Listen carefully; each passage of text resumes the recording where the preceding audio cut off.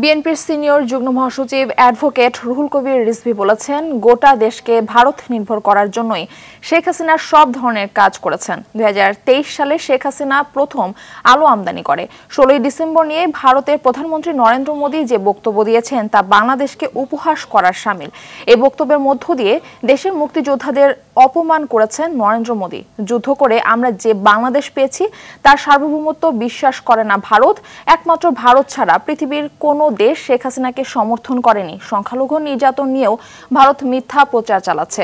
বাংলাদেশ নিজেদের শক্তিতে দাঁড়াবে। সবাই দেশীয় পণ্য কিনে দেশীয় শিল্পকে উৎসাহিত করতে হবে।